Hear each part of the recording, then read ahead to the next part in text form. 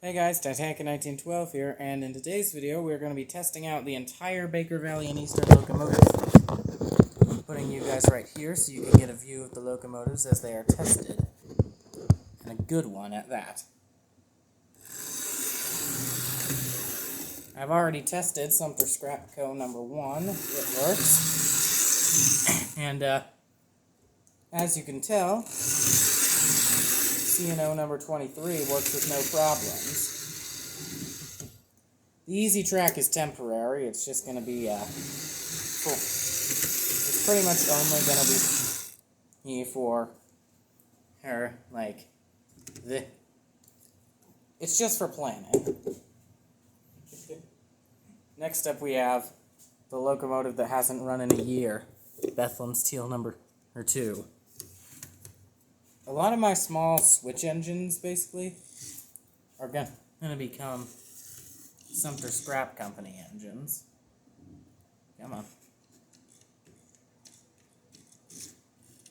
It's trying to go. Yep, there it goes. It is. Nope. Hey. Hit the buffer at the end of one of the tracks. This thing is slow, but it's a good locomotive.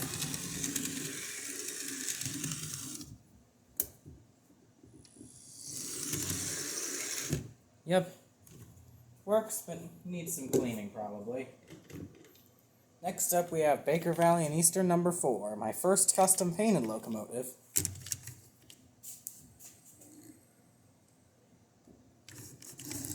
Nope. Come on.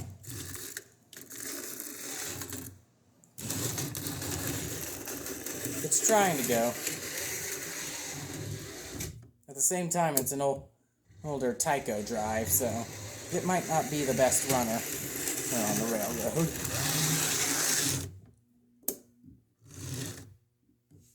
Come on. Yeah. Runs, probably needs some work.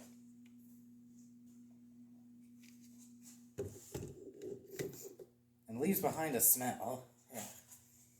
Next up is this late 50s, early 60s Southern Pacific SW 1500. I believe it's made by Revell. Could be a very early Athearn model. Not sure. Oh, derailed. Completely derailed. Probably give it a bit more juice. Yep.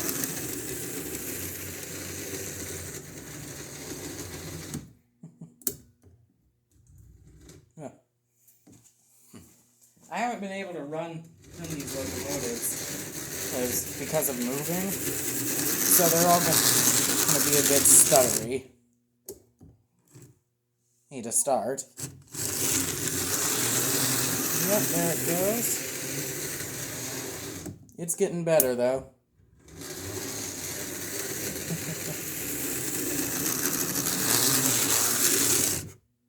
And yeah, another good engine that runs. Next up on the test is Baker Valley and Eastern number 2, which I have not yet finished painting. I still need to paint the cab.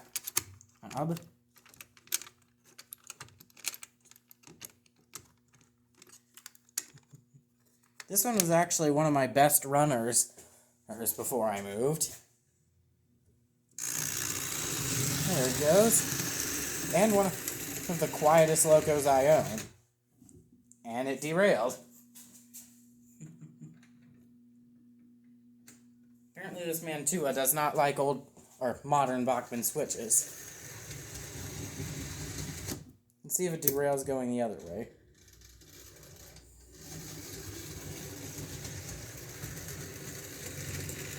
Nope.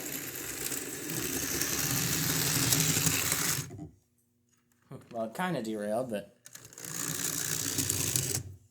the drive's a little bit noisy.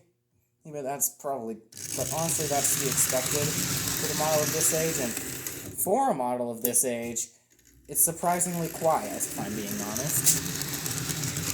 This.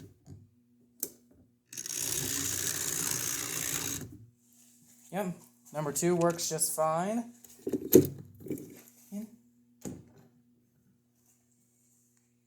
Next up we have the last diesel to test. Union Pacific U-boat series.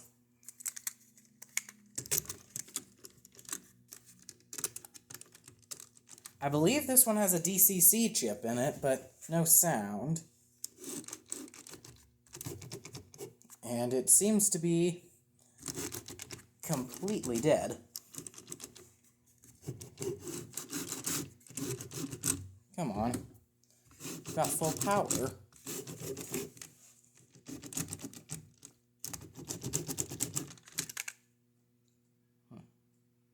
Well, that one's gonna need some work. Apparently. Next up we have another one of my amazing runners, a Mahano Pacific with the wrong tender. This comes off of Bachmann 060. But it is put behind a Mahano Pacific, which it's a look, to say the least.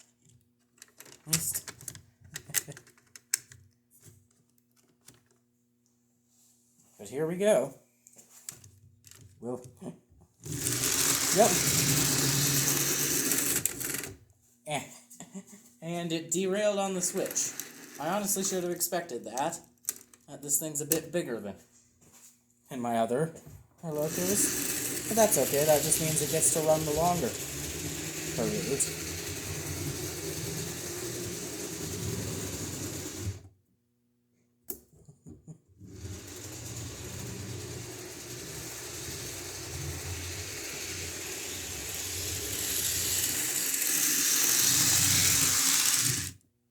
Yep. Runs like a charm. Starts like a charm as well. Yep.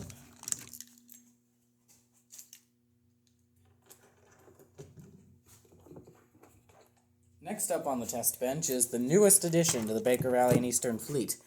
A Bachmann Spectrum unstreamlined K4. Or from the 90s. I have a modern streamlined K4 from Bachmann that is one of my better models, if I will say. This one had a loose wheel, so I don't know what to expect. Oh, it's so smooth. That might just be the smoothest running model I own. That's honestly amazing.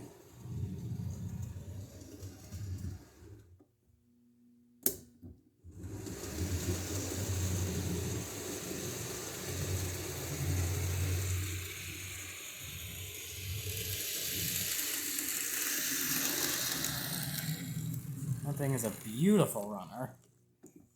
Let's test out speed. Yep, it's pretty darn fast. Fast as well. In terms of low speed performance, I mean, I don't think I have anything that can go this slow. No, I mean, this is pretty normal low speed, but I mean, so bring the power down. Look at how good that thing is at such low speed.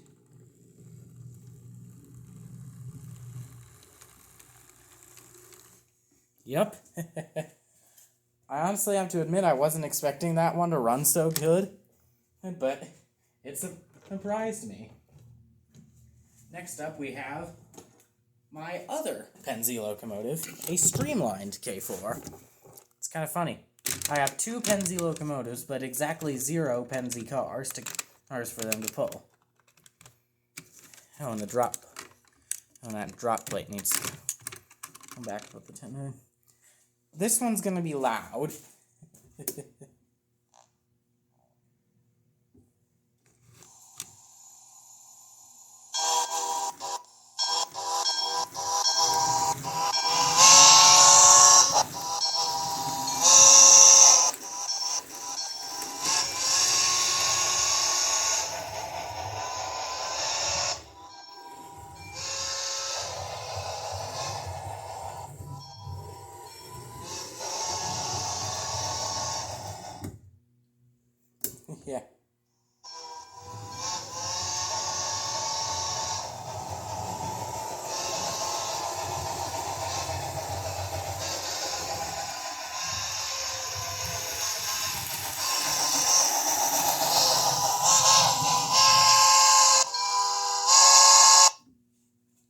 There we go.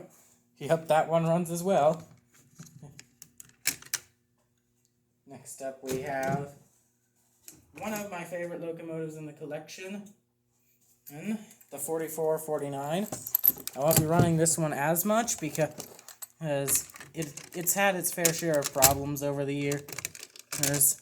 And I just want to make sure it still works. I don't want to push it or anything. And I know for a fact that it'll derail on a curve if I send it into one forward. So,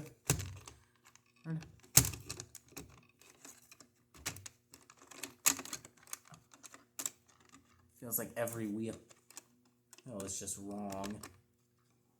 Oh, that back screw's too tight.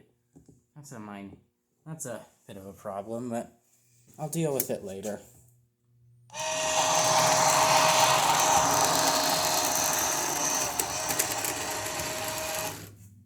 And the tender derail while passing over the switch.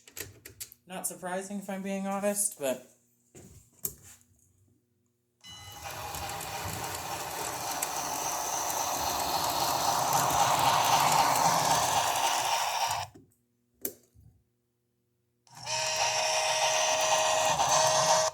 yep. That thing is pretty darn loud. And the last one, the best one, in my opinion, the Rivarossi 844. The model that I have far too much praise for, or because it's just too darn good. You might be able to see it, but one of the traction tires is loose on that side. I'm just going to snip that thing off because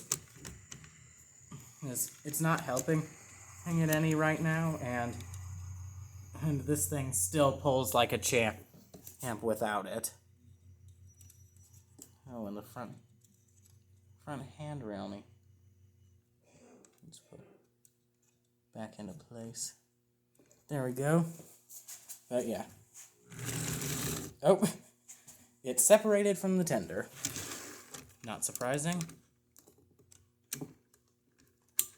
That's a much tighter connection. I mean, it won't go around any curves like that, but yeah.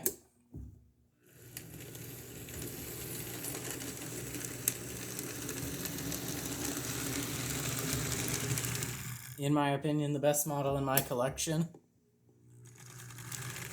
And, yep, all of those work.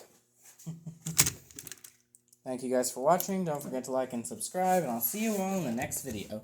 Oh, goodbye.